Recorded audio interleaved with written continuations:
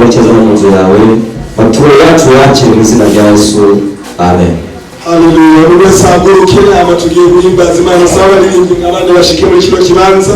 Haleluya. Sayabika Mungu nipe Imana guhimbaza abantu twabashira muri vuga nani nzi cyane kupresika Mungu panze tiripi kwa onka mawa injira abantu barabahemukira ndetse babanga amaso bakabako abirikiwe abahemukira ndetse babanga amaso abirikiwe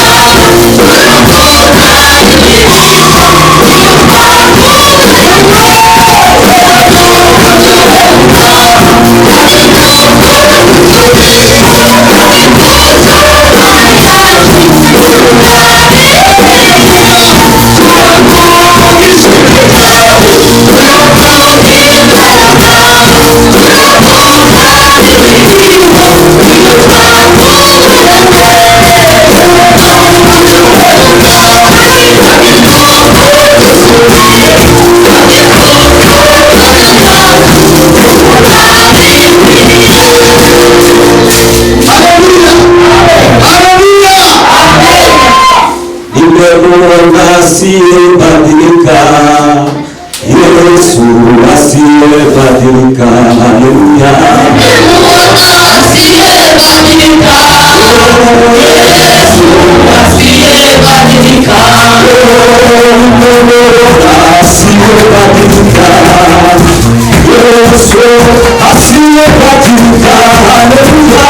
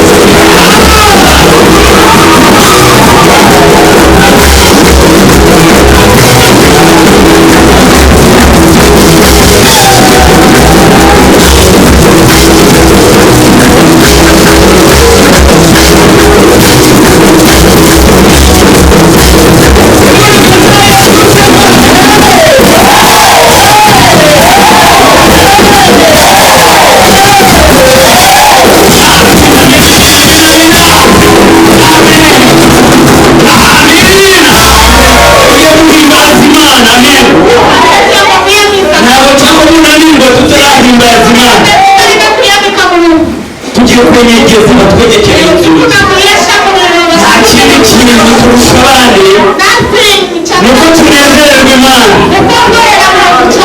hano rero nanjye nsigaye mpakunda n'ukuri amen iyo nateraniye ahandi mba nkundura ahangaha amen mba nibuka ibihe biri ahangaha amen iyo mugenzi wawe ibihe biba hano amina umurimo w'iby'abana b'Imana ibyanezerewe Imana haleluya ibyiza n'umwanya w'Imana yazanye ibibazo ntazagera cyibagirwa wenda bimutegereze kuruhuka ariko mu gihe yatuyemo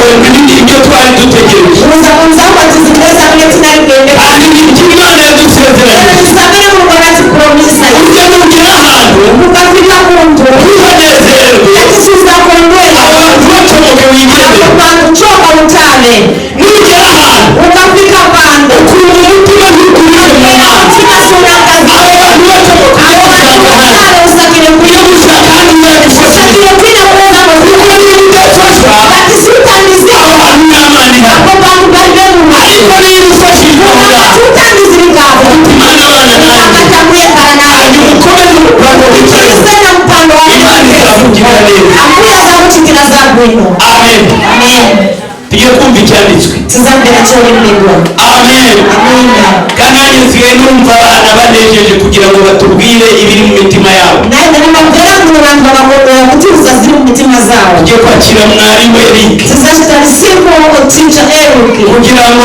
aze atugaburire akwere atiteza hanyuma natwe twicare twumva imana tuzakara tumbere cyane mu rwanda icyo Imana yacishije muri yo tumbere cyane mu rwanda kutiza reka tumuhe amashyi menshi haguruka amajya yambirwa nyakuka kugira ngo Imana imukoreshe umusaza kuko n'ubundi bimukoreye nawe Imana bane nawe amen haleluya kanakire interpreta w'icyongereza akoreye mu ngata ubwoko bw'Imana haleluya dukomere Uwiteka amashyi menshi cyane hari abadukurikiye bari hirya no hino hatandukanye There are people following us in different kind of countries. turashimira Imana We thank God.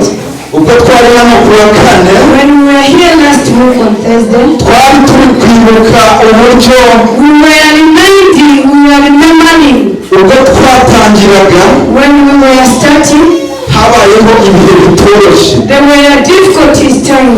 n'ibyo bihe bitoroshye Those difficult time, byabaga ngombwa ko dusenga turi babiri it was important that we pray when we are two. amezi agera kuri 6 Almost to 6 months. aho ni mu masengesho yo ku wa kane That was the prayers on Thursday.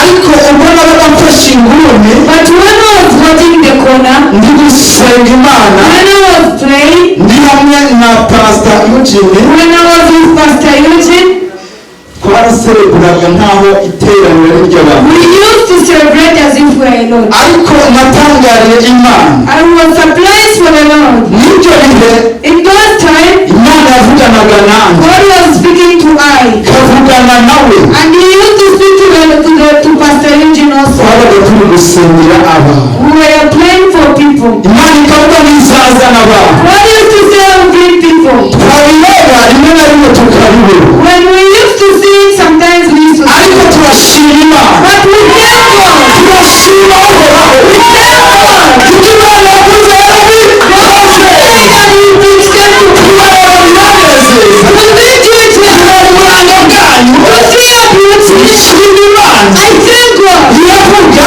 He says, ikabona icyo yavuze ibihumbi ikabisohoza and it comes to pass. komera Yesu amashyi haleluya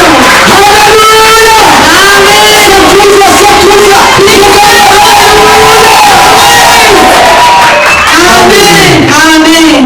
abadukurikiye bari South Africa Those who follow us in South Africa, turabakiriye mu mwanya w'ijambo ryawe come in the word of God. abadukurikiye bari hano hirya mu Malawi Neighbors to nabo Malawi, turabakiriye also come in. abadukurikiye bari hano Zimbabwe Then in Zimbabwe, turabakiriye we also come in. abadukurikiye bari muri Amerika Those who are in America, muri leta zitandukanye different kind of abo nabo turabizi ko badukurikiye we know that we are following your tubaha ikaze mu mwanya w'ijambo the ryawe word of God. twongeye gutangira ukwezi We are k'umugisha starting the year of the iyi ni blessing. tariki ya mbere This is the first day of February. bwira mugenzi wawe ngo nayigezeho Tell your neighbor that you have come. tariki ya mbere y'ukwezi kwa kabiri Tell your neighbor that you have come. nayigezeho Say you have been. inyuma y'uku kwezi muharurire mubwire ngo ntazongera kurangiza kuko wampamagaye ariko nanjye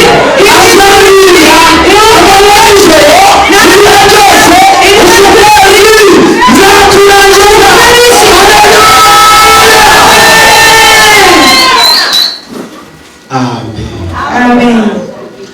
Intego y'uyu mwaka The head of this year, Uwiteka ahe umugisha ababyeyi bacu. may God bless our parents.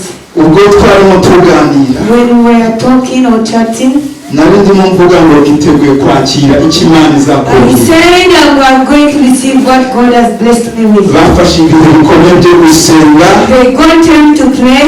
bavugana n'Imana, They talked to the Lord. basenga igihe kinini. They prayed for long people. Barimo bayoboza Imana They were asking the Lord, uburyo tuzagenda muri uyu then what we are going to do this year. ndashima Imana. Thank God, Ntabwo Imana yabacecekanye, God never kept quiet. ahubwo icyo yababwiye kugenderamo muri uyu What mwaka he said we are going to move on. yaravuze ngo He said, bana banjye my children, yegereye hino uyu mwaka this year, muzaba mufite intego you're going to have a head ivuga ngo which says kuba intwari to be strong mu murimo, in the work, mu murimo, kuba intwari mu murimo, to be strong in the work, abo byumva kuba intwari mu murimo, to be strong in the work of kuba God, umwuka, to be strong in the work. intego y'uyu mwaka That is the heading of this year. tuzaba intwari mu murimo wa We are Kristo. going to be strong in the work of God. Umwuka We wera. are going to be filled with the Holy Spirit. Amen. Ukwezi kwa mbere This first month, twari dufite intego we had a heading ivuga kuba intwari mu ntwari. to be strong in the strongers. Dushimire Imana We should thank God yatugaburire ku cyumweru. who the Ariyo mwarimu nahaguruke n'umukomera amashyi. Mwibuka yavuze ijambo rikomeye asigisha ku nkuru y'abagabo 12 They were together when they were strong. bagenda ari 12 They went when they were strong. ariko 10 But 10, bazanye amakuru they brought the news y'ubwoba. of fear. Babiri gusa And 2, bo bavuze ngo they are the iki ones. gihugu This niyo country, data twishimye God is abana happy. bacu And His God is tuzabona We are going to imitima haleluya. Amen. Caleb, mu gihe abandi bari kubona abantu b'ibihanda and that abagabo bakomeye cyane and the people were strong. yababonagamo He used to see imitima itubutse. the shame which is ibibazo ufite muri iki gihe the problems you have. umutima utubutse It is the shame of yubatse gushyigikiwe n'isura yawe uwiteka kugabije ntuyitinye umurimo w'Imana n'igikorwa cyawe cyari ikoreshwa ibidasanzwe. Haleluya. Ukwezi kwa mbere twarakurangije. The first month to finish it Twari kuba intwari mu ntwari. is to be strong in the strongers. Nanjye nzaba intwari mu ntwari. I also be strong in the strongers. Ukwezi rero gushya This first month, hari icyo Uwiteka yadushyize ku mutima. there's what God has put in our hearts. Haleluya. Amen. Niteguye kucyakira se. Are you ready to receive? Niteguye Are kucyakira. you ready to receive? Intego y'uku kwezi The head of this month, iravuga ngo it says,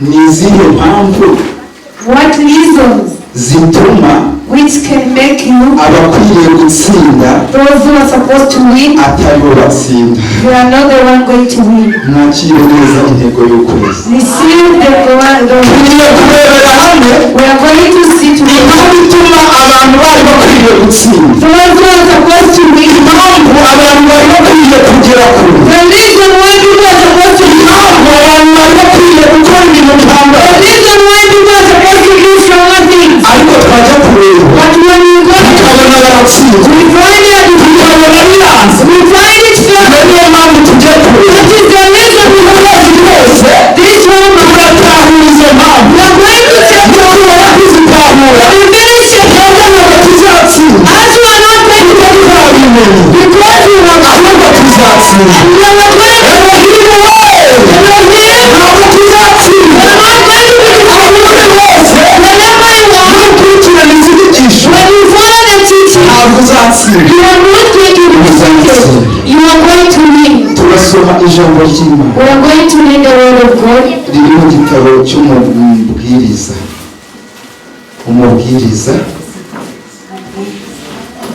Umubwiriza ni Ecclesiastes.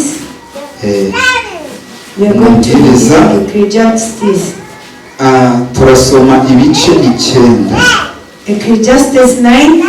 Ibice 9. Ecclesiastes 9. Hanyuma turaza gusoma umurongo wa 11. We are going to read verse 11. Hari ibyanditswe byinshi. There are a lot of things which are written. Ariko rimwe tuzabikoresha mu bindi byumweru bigiye kuza. The other things we are going to use them the next week.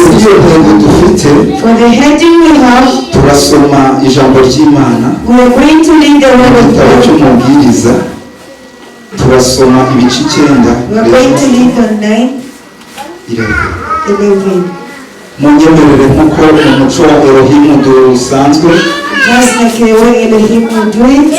Barampatira mikoro ababishinzwe. Bampere. A microphone.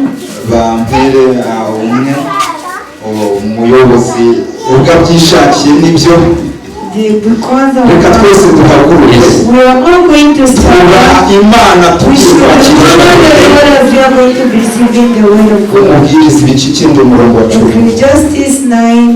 Niho hantu tuzagendera mu This is what you are going to do. umurongo wa 11. Yego. Aravuze ngo yego. Nongeye kubona munsi y'ijuru. Nongeye kubona munsi. I have seen under the mbona yuko aho basiganwa. Abanyambaraga atari bo basiga abandi. Abanyambaraga atari bo basiga abandi. Kandi mu ntambara.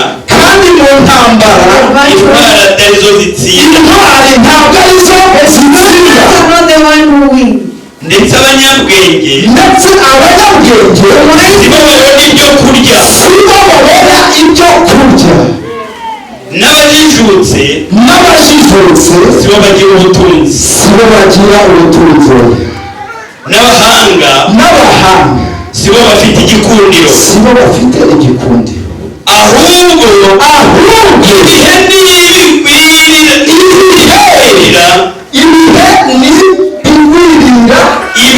n'ibigwirira umuntu. Abantu ibigwirira umuntu. Yego. Biba kuri bose. Ibihe n'ibigwirira umuntu biba ku bantu bangahe? Nakiriza ijambo rye. Reka twicare tuvuge gato. Data turagushimiye. Tuguhaye ikaze. Muri mwanya w'ijambo ryawe. Yes, Lord. Tugiye kuvuga ariko reka iri jambo Mwuka Wera amanukire ku bana natwe arikoresha ibimenyetso n'ibitangaza mu bwoko bw'Imana. Mu izina rya Yesu Kristo twese dusinye tuvuge ngo amen. Hallelujah. Hallelujah. Bibiliya ivuze iki? The word said what? Uyu ni Salomo yanditse igitabo cy'umubiri. This is Solomon who wrote this word. Salomo yandika igitabo cy'umubiri. Solomon wrote the word of God. Salomo ninde? Who is Solomon? Ndagira ngo